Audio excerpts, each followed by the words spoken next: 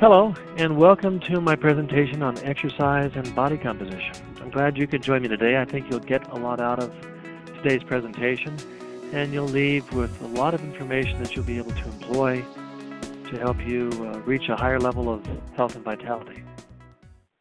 Well, today we're going to review several different topics. We're going to look at the benefits of exercise, how it affects body composition, how you can measure your progress as you get healthier as a result of exercise, and how to make exercise a part of your life. Well, why exercise? I mean, we hear it's good for us, but most of us don't realize how good it truly is. It prolongs life, improves mood, helps achieve what we call metabolic balance, which is balanced blood sugar.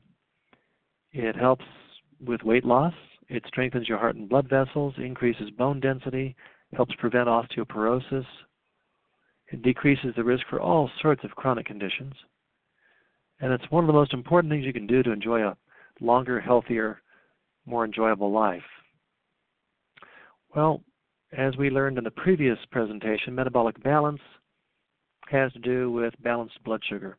And exercise helps transport blood sugar into the cells, decreasing the burden on insulin and helping the body utilize insulin more efficiently, which decreases insulin resistance. Now that helps prevent diabetes, and that's important for all of us. Exercise also helps with weight management. It helps burn excess calories. It increases muscle mass, decreases fat mass. It strengthens muscles.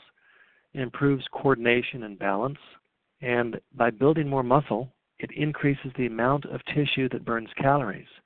So by developing more muscle, it makes it easier for you to burn more calories and lose weight faster. Other benefits of exercise is it strengthens the heart, it helps prevent heart disease, it strengthens the bones with weight-bearing and resistance exercises.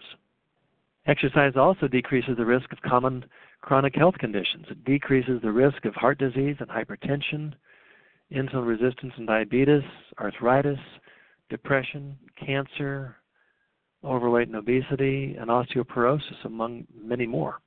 It also helps us maintain a healthier body composition. Now that refers to the proportion of fat mass to muscle mass in our body. It also relates to how much water is in our body and how much of the water is inside of the cell where it belongs instead of outside of the cells where it doesn't belong. Now the next chart is really interesting. I really like this, actually the next two charts. This chart shows the effect of aging on body composition. As we get older, body fat increases and lean muscle mass decreases. This is referred to as sarcopenia, which is the increase in proportion of fat that older people get as a result of not being physically active. It's not caused by old age per se. It accompanies old age when, as you get old, you don't get the physical activity you used to get. And this results in older people oftentimes not looking fat, but as they get older, their muscle mass atrophies and additional fat infiltrates their muscle tissues, making the muscles look the same size as they were before the muscles lost muscle tissue. But a lot of what you see isn't muscle, it's fat that's permeated within the muscle. This is called sarcopenia. So as we age, body fat tends to increase and lean muscle mass decreases. But when we exercise, body fat decreases and muscle mass increases. This is the clearest illustration I can find to show how exercise is actually anti-aging. So how do we measure progress when we're working out or exercising? Well, one method of measuring body composition is to look at an individual's BMI, or basal metabolic index. This is based solely on an individual's weight relative to their height. And it doesn't take into account different body types. It doesn't take into account if someone has increased body weight because they're a bodybuilder. Their excess body weight is due to muscle, but yet that would give them an elevated BMI. It would make them appear less healthy than they truly are. BMIs are only accurate when studying large population groups. They're not an accurate representation of individuals. Another way we could look at an individual's body composition is to look at their waist to hip ratio or their waist circumference and body weight. Both of these ignore what type of weight you're carrying.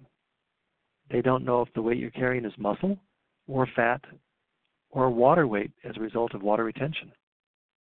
The best way to measure body composition is with a technique we use in my office called bioelectric impedance analysis. We also refer to that as a BIA machine. Well, with bioelectric impedance analysis, it measures the body composition by utilizing a couple of electrodes in the hand and wrist and a couple in the foot and the ankle. And it uses a small amount of electrical current you don't even feel. It measures how much muscle mass is in your body. It measures how much body fat. It gives you pounds and percentage for both of those. It also measures not only how much water is in your body, but where it is. Is it inside of your cells where we want it, or is most of it outside of the cells where we don't want it? If you have too much water outside the cells, that's an indication that you're having a hard time eliminating toxins from your body. If your body can't eliminate toxins, it tries to dilute them. It dilutes them by retaining water. It retains water by pulling water from inside the cells where we want the water to outside the cells where we don't want it. And there's a little rhyme that goes like this: the solution to pollution is dilution. And that's what the body does when it can't get rid of toxins. Of course, it's far, far better that we enable the body to get rid of those toxins, and we can use certain nutrients to help with that once we recognize the patient has a problem by doing their bioelectric impedance analysis. In addition to body water, body fat, and muscle mass measurements, it also measures how healthy your cell walls are through a measurement we call phase angle. Well, there's actually 3 different components to exercise fitness. One is accomplished through aerobic exercise. That leads to cardiovascular fitness, and that helps burn fat.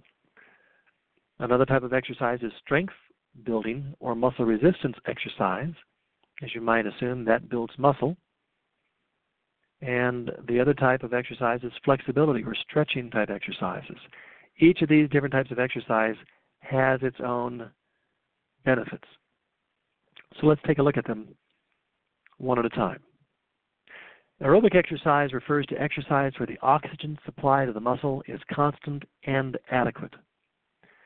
And to accomplish this type of exercise, we want our patients to exercise within a certain target heart range, which is approximated by taking the number 220 minus your age and taking that number and multiplying it by 70 to 80%. Now, walking, hiking, swimming, and cycling, including rowing, running, and rollerblading, these are all examples of aerobic type exercise. Now, each of these could be done anaerobically by pushing yourself too fast. But if you do these types of exercises and maintain your target heart rate, they'll be done aerobically. And that helps lead to cardiovascular fitness. Aerobic exercise is great for metabolic balance or balancing blood sugar. It uses fat and glucose or blood sugar for fuel. It tones the cardiovascular system, and most people should do 30 to 45 minutes, 3 to 6 days per week. Now, patients who need to lose weight ought to do 6 days a week of aerobic exercise. If you're merely trying to maintain your current weight, 3 to 4 days a week maintains your weight. What's interesting is that exercising aerobically not only burns more calories while you're exercising, but it's more efficient than other forms of exercise because it causes your body to burn more calories the other 23 and a half hours a day, even while you're sleeping. So it's really a very efficient way to help burn fat and improve cardiovascular health because it works 24 hours a day, not just the half hour, 45 minutes while you're exercising. Strength training is also called muscle resistance training. It increases lean body mass or increases the amount of muscle mass you have in your body. It improves or increases the basal metabolic rate because it actually increases the amount of calories you're burning because you're increasing the amount of pounds of tissue in your body that burns calories. The best type of muscle resistance exercise I've found is called slow burn exercise. And I really strongly encourage each of you to go to seriousstrength.com and get a more thorough understanding of slow burn exercise. Now, they sell a series of 3 DVDs at seriousstrength.com that I encourage you to get. We oftentimes carry those in our office too for your convenience. The key points to remember with slow burn exercise is that you exercise each muscle until it's completely fatigued and exhausted and it just can't work anymore. And you need to make sure that you provide the calories and protein needed to build muscle. In addition, for most muscles in the body, you do not do a slow burn exercise every day. You skip days between to give your muscles a chance to recover and build in response to the exercise. How often do you do strength training? Well, if you want to lose fat and maintain lean muscle mass, twice a week is adequate. If you want to increase your lean muscle mass, you want to do 3 to 4 times a week, basically every other day. So I don't really want you to do 4 times a week because one of those days is going to be next to another day. So just do every other day.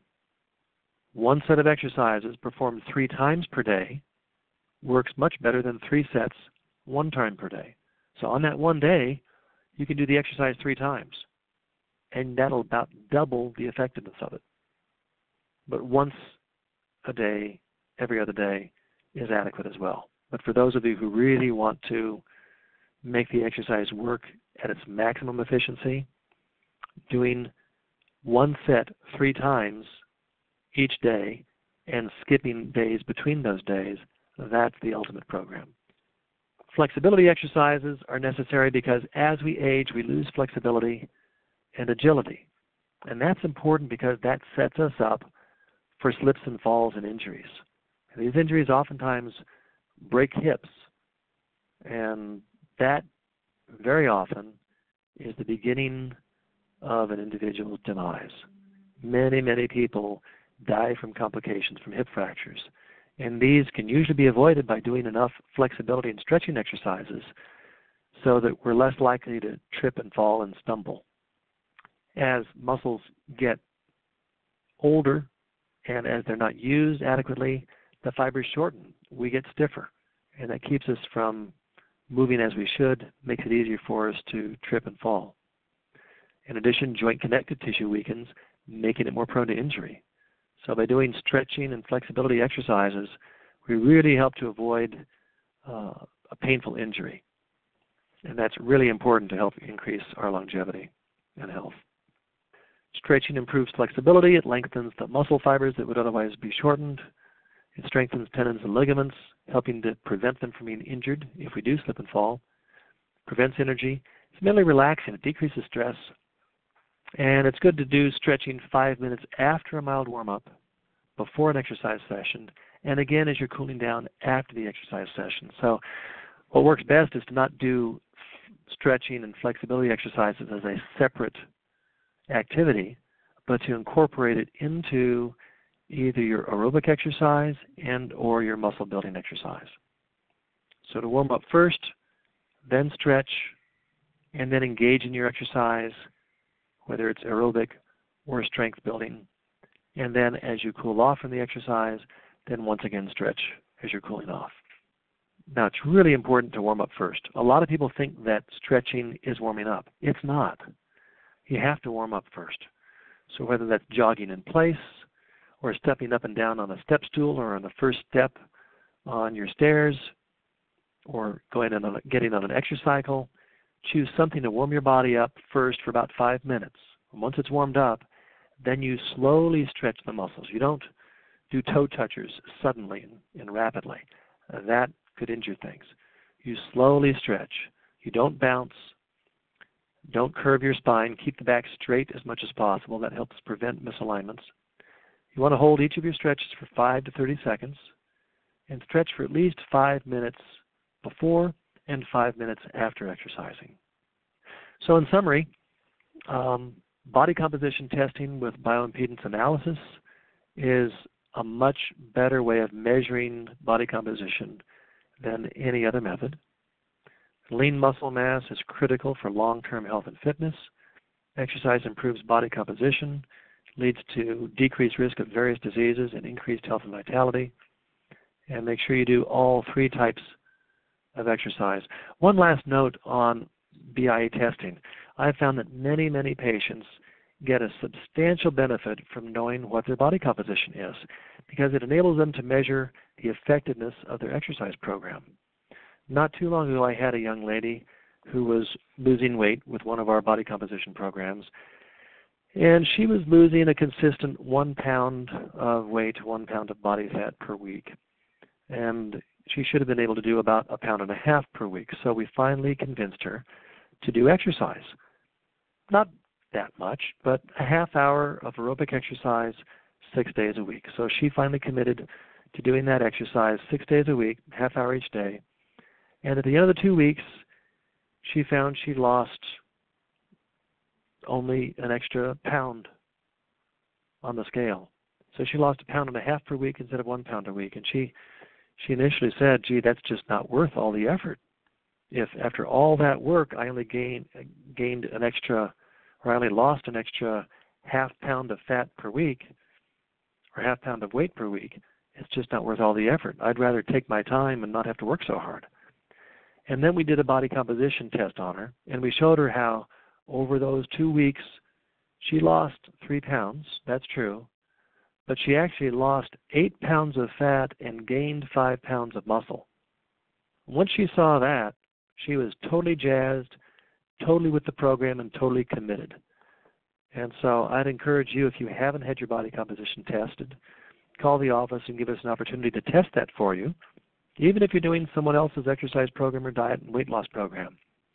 Let us test your body composition, and we could do it the first time, and you might want to have us do it every 2 to 4 weeks, just so you can check your progress to make sure that your diet or your exercise program is losing fat and building muscle, because many programs out there achieve more weight loss from muscle loss than fat loss.